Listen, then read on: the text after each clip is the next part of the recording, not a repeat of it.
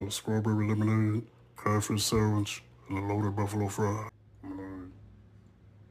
I give that a solid 9 out of 10. It's very refreshing. Everything is organic. It's perfect for the Texas heat.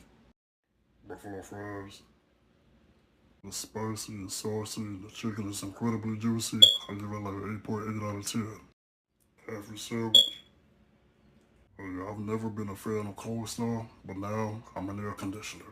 The sweetness from the coleslaw paired with the saltiness of the catfish is a match made in heaven. I get it like an 8.7 out of 10.